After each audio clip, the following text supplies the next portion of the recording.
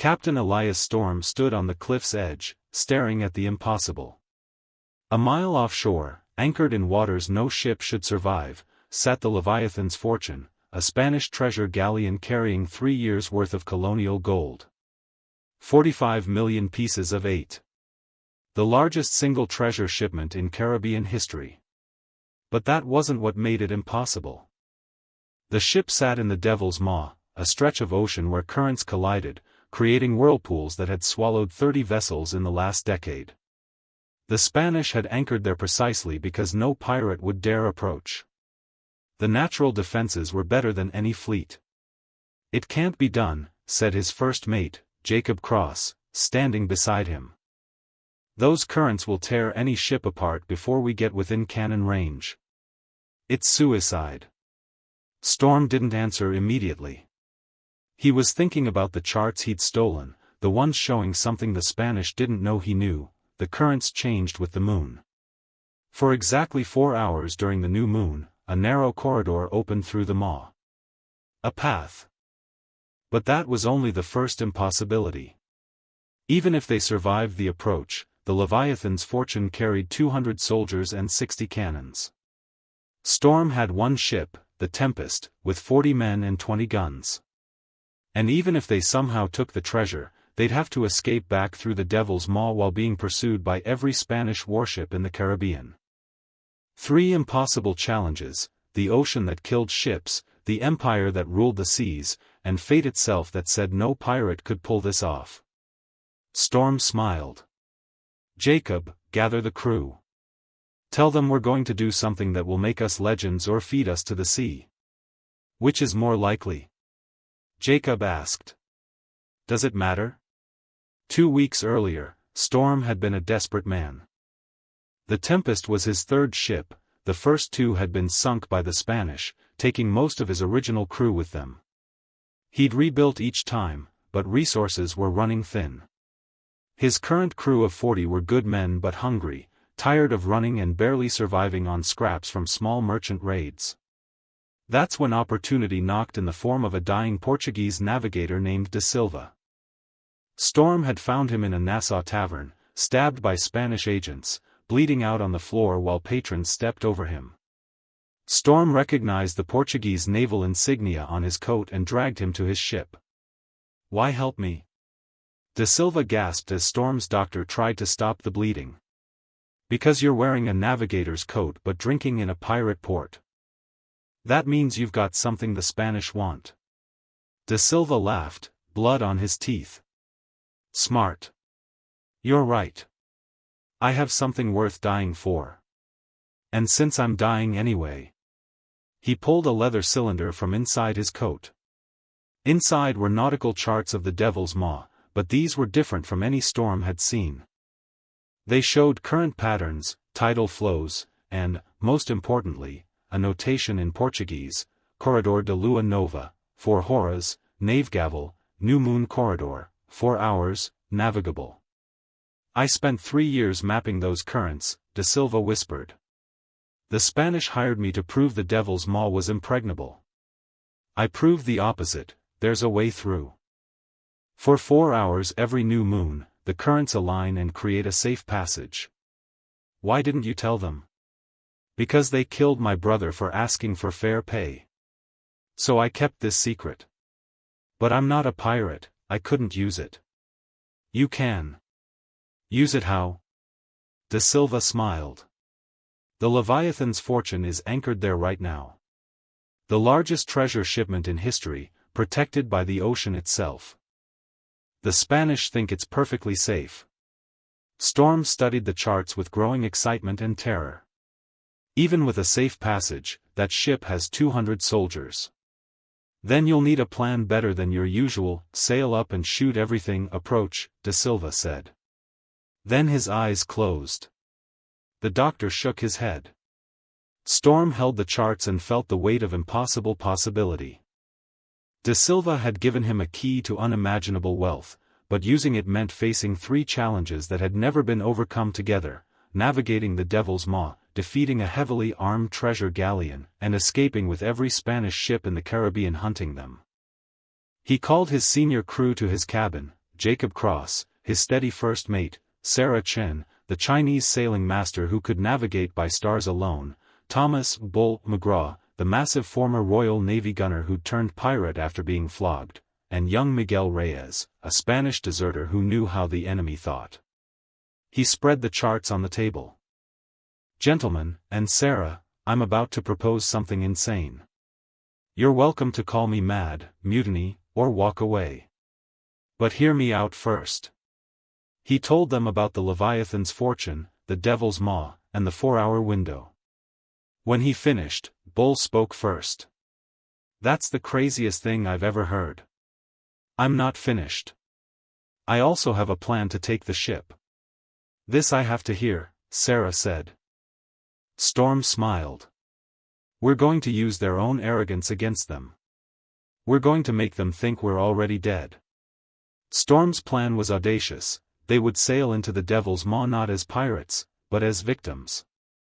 The Tempest would approach flying distress signals, listing to one side as if damaged, sails torn, looking like a merchant vessel that had strayed into the maw and was fighting for survival. The Spanish, believing no one could navigate those waters intentionally, would assume the ship was doomed. But they'd also see an opportunity: salvage. A damaged merchant ship might carry cargo worth claiming before the sea took it. "They'll send boats," Miguel explained, understanding Storm's strategy. "A prize crew to board what they think is a dying vessel and claim salvage. Spanish naval law requires them to attempt rescue and salvage. Their greed and regulations work against them. And when their boats are halfway between ships," Storm continued, "we drop the act. We hit their boats with grapeshot, board the Leviathan while they're confused, and take the ship before they can organize a defense." "That's still 40 men against 200 soldiers," Jacob pointed out. "Not if we time it right." According to Miguel, the Spanish rotate their garrison. At any given time, half the soldiers are below deck resting. We hit during rotation, maximum confusion, minimum resistance. Sarah studied the moon charts. "The new moon is in 4 days. We'll have exactly one 4-hour window. If we don't make it through the maw in that time, the currents will kill us. And if we take longer than 2 hours securing the treasure ship, we'll miss our escape window." Storm nodded grimly. "Which means everything must go perfectly. We navigate the maw in under an hour, take the ship in under an hour, transfer the treasure and escape in under 2 hours. 4 hours total." "Nothing ever goes perfectly," Bull rumbled. "Then we improvise. But here's the truth, this is our one chance. We pull this off, we're set for life. Every man gets enough gold to retire, buy a plantation, live like a king. We fail, we die. But we were probably going to die anyway, at least this way, we die reaching for something legendary." The crew spent 3 days preparing. They artificially damaged the Tempest's appearance, torn sails, fake burn marks, listing ballast. They rehearsed the boarding action until every man knew his role. They studied the tides and currents until Sarah could navigate them blind. On the 4th day, the new moon rose, or rather, didn't rise. The sky was perfectly dark. "This is it," Storm said as they approached the Devil's Maw at dusk. "Everyone ready?" The crew confirmed. Each man wore dark clothing for night fighting. Weapons were loaded but hidden. The ship looked like a wreck but was actually primed for war. As they entered the maw, Storm felt the Tempest shudder. The currents grabbed them immediately, trying to pull the ship in multiple directions. Water swirled in unnatural patterns around them. Other ships' wreckage was visible on the rocks, grim reminders of the maw's hunger. But Sarah stood at the helm with Storm's stolen charts, calling corrections. 2-point starboard, steady, now hard to port, hold that line. The ship shook and groaned, but she held together. They were finding the corridor de Silva had mapped. An hour later, battered but intact, they emerged into the calm eye of the Devil's Maw. And there, anchored in impossible safety, sat the Leviathan's fortune. She was even more magnificent than Storm had imagined, a three-masted floating fortress, her hull painted in Spanish royal colors, gold decorations gleaming even in moonlight. Storm raised the distress flags. The trap was set. Now they just had to spring it. The Leviathan's fortune spotted them within minutes. Through his spyglass, Storm watched Spanish officers on the treasure ship's deck pointing at the Tempest, clearly debating what to do. A damaged ship in the Devil's Maw was unusual, possibly a trap. But the Tempest looked genuinely wrecked, and the Spanish naval regulations were clear about rendering aid. Greed and Duty Ward. Greed 1. 4 longboats launched from the Leviathan, each carrying 10 Spanish soldiers and sailors. 40 men coming to investigate, salvage, or rescue. Let them get halfway, Storm whispered to his crew, hidden below decks. Sarah, keep us listening. Make it look real. The Spanish boats rowed across the calm water at the Maw's center. Storm could see their faces now, young soldiers, confident in their numbers and their ship's protection. They had no idea they were rowing into an ambush. Closer, Storm breathed. Closer. When the boats were equidistant between both ships, too far to retreat quickly, too far from the Leviathan to be supported, Storm roared, now. The Tempest transformed in seconds. Hidden gun ports snapped open. Grape-shot cannons, loaded with bags of metal scrap designed to shred men not ships, roared. The Spanish boats disintegrated under the barrage. Men screamed and fell into the water. Simultaneously, the Tempest's damaged sails unfurled. They'd been carefully arranged to look torn but were actually functional. The ship lunged forward under sudden power, racing toward the Leviathan before the Spanish could react. On the treasure ship, chaos erupted. Officers screamed orders. Soldiers ran for weapons. But they'd been caught completely by surprise, and their own protocol had put 40 of their men in the water between ships. The Tempest crashed alongside the Leviathan. Grappling hooks flew. Storm led the charge, cutlass in one hand, pistol in the other. He shot the first Spanish officer through the chest, then cut down a soldier fumbling with a musket. Around him, his 40 pirates fought like demons against the disorganized Spanish defense. Bull McGraw, wielding a boarding axe in each massive hand, carved through a squad of soldiers trying to form a defensive line. Sarah Chen moved like a dancer with twin cutlasses, dropping opponents with surgical precision. Young Miguel shouted commands in Spanish, creating confusion about which orders were legitimate. But the Spanish had numbers. As more soldiers boiled up from below deck, the pirates were being pushed back. The captain's cabin. Storm shouted to Jacob. The treasure manifests. We need to know which holds contain the gold. Jacob and 6 men fought their way toward the stern castle while Storm held the main deck. The fighting was brutal and close, no room for fancy swordwork, just desperate hacking and stabbing. Storm parried a Spanish officer's saber, kicked him in the knee, then ran him through as he fell. Turned and shot another soldier at point-blank range. His pistol empty, he drew his second one and an explosion rocked the ship. The Leviathan's stern castle erupted in flames. Jacob emerged from the smoke, grinning and holding papers. Found the manifests. And set a little fire to keep them busy. The flames spread rapidly. Spanish soldiers suddenly faced a choice: fight pirates or fight fire. Discipline broke. Men scattered to save the ship. Cargo holds 3 and 5. Jacob shouted, reading the manifest. That's where the gold is. Storm's crew fought their way to the indicated holds while half the Spanish crew battled the spreading fire. They'd created chaos, exactly as planned. But they'd also started a timer. They had to get the treasure and escape before the entire ship burned. The cargo holds were locked with massive iron mechanisms. Bull! Storm shouted. We need these doors open. The giant gunner grabbed a fallen Spanish officer's axe and went to work on the locks, each strike ringing like a bell. Meanwhile, Storm's crew formed a defensive perimeter, holding off Spanish soldiers trying to stop them. The fighting was desperate. The Spanish had realized this wasn't a simple raid, the pirates were after the treasure itself. Officers rallied their men, and disciplined soldiers began pushing the pirates back through sheer numbers. Storm fought at the front, his arms burning with exhaustion.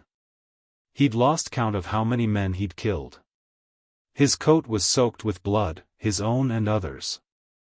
Around him, his crew was taking casualties. He'd started with 40 men. He could see at least 8 dead or dying on the deck. Bull. Any time now. Almost, the lock shattered. Got it. The door swung open revealing stacks of iron-bound chests, each marked with the Spanish royal seal. Start moving them. Storm ordered. Everyone. Grab what you can. His men became a human chain, passing chests hand to hand from the Leviathan to the Tempest. But the chests were heavy, 2 men per chest, and there were dozens of them. And they were running out of time on multiple fronts. First, the fire was spreading. The stern castle was fully engulfed, and flames were creeping toward the mainmast. If the mast caught fire and fell, it would crush anyone below. Second, the Spanish were regrouping. A competent officer, a gray-haired captain with scarred hands, was organizing the soldiers into a coordinated counterattack. Third, Sarah appeared at Storm's side, face grim. Captain, we have less than an hour before the current window closes. If we're not out of the maw by then, we're trapped here. How many chests can we move in an hour? Maybe 20. There are over 60 here. Storm did the math in his head. 20 chests out of 60 plus. Still more wealth than any pirate had ever taken, but leaving 40 million behind would haunt him forever. But survival mattered more than greed. 20 chests, he decided. Mark the 20 lightest ones, those'll be gold and gems. Leave the silver. Captain Storm. The Spanish captain approached under a white flag, 2 soldiers flanking him. I am Captain Rodrigo Vargas. I wish to negotiate. Storm held up his hand, stopping his men from shooting. Negotiate what? You've doomed yourselves. Even if you take some treasure, you must navigate the Devil's Maw again. My ships will be waiting outside. You cannot escape. Then what are you negotiating? Surrender now. Return the treasure. I will promise you and your men imprisonment rather than execution. It's better than death in the maw or hanging in Havana. Storm pretended to consider it. Then smiled. Captain Vargas, here's my counteroffer. You and your men abandon this ship and take the boats to safety. In return, I won't blow your powder magazine and send us all to hell. Vargas's face went pale. You're bluffing. Storm pulled a torch from a wall mount. Jacob, how long would it take you to reach the magazine from here? 30 seconds, Captain. You mad fool, Vargas whispered. You'd kill us all for gold? No, Storm said. I'd kill us all to avoid Spanish torture. So here's the reality, your ship is burning anyway. You've already lost her. Let us take our 20 chests and leave peacefully, and you live. Fight us, and I blow the magazine. Everyone dies, including your 200 men. Your choice, Captain. Vargas looked at the burning ship, his exhausted soldiers, the determined pirates. And made the hardest choice of his career.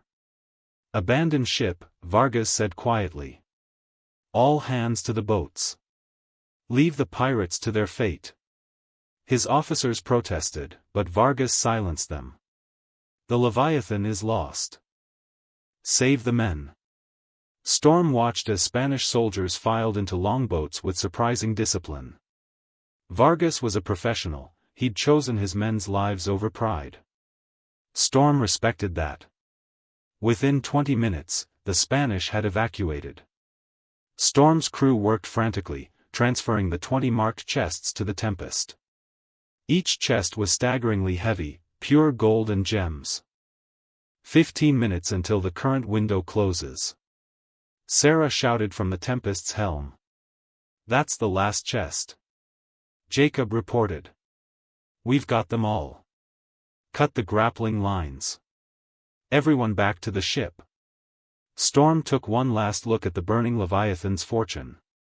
40 million in treasure was still in her holds. The largest heist in history was also the largest treasure he'd ever left behind. Then he leaped across to the Tempest, and they pushed off.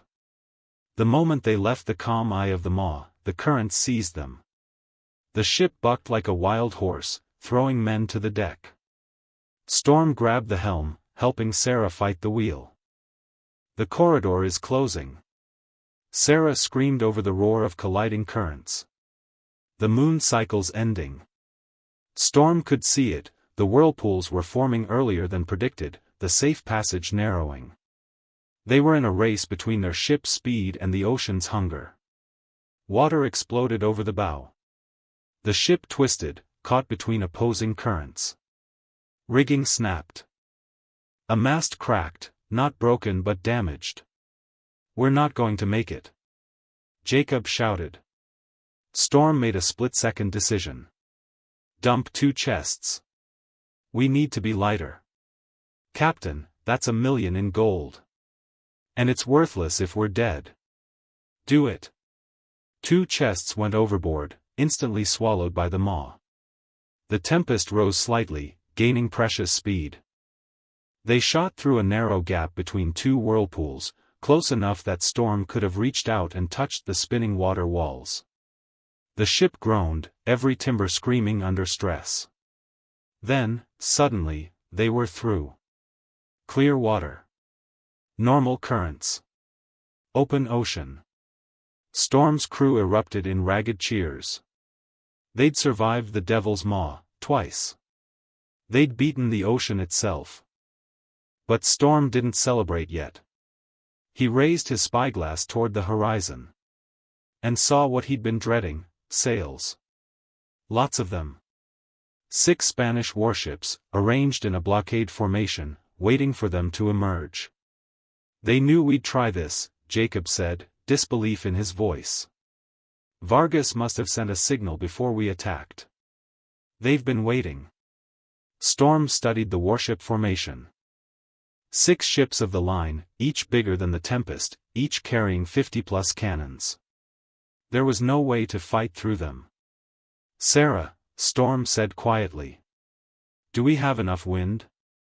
She understood immediately what he was asking. "Maybe. If we lighten the load." "How much?" "All of it. Every chest." The crew fell silent. They'd risked everything, survived the impossible, and now faced a choice: keep the treasure and die fighting 6 warships, or dump their fortune and maybe, outrun the Spanish. Storm looked at his crew's faces. These men had followed him into hell itself. Some hadn't survived. Those who had deserved the chance to live and try again. "Dump the treasure," Storm said. "All of it." "Captain," Bull protested. "We challenged the ocean and won. We challenged the Empire and survived. We're not letting fate kill us now. Dump it. We'll find another prize. But we can't spend gold if we're dead." One by one, 18 chests of gold went into the Caribbean. And the Tempest fled into the night. 3 months later, Storm sat in a different tavern, in a different port, with his remaining crew. They'd escaped the Spanish by dumping 43 million in treasure into the ocean. The lightest, fastest, and most pointless escape in pirate history. "We were legends for about 2 hours, Jacob said bitterly, staring into his rum.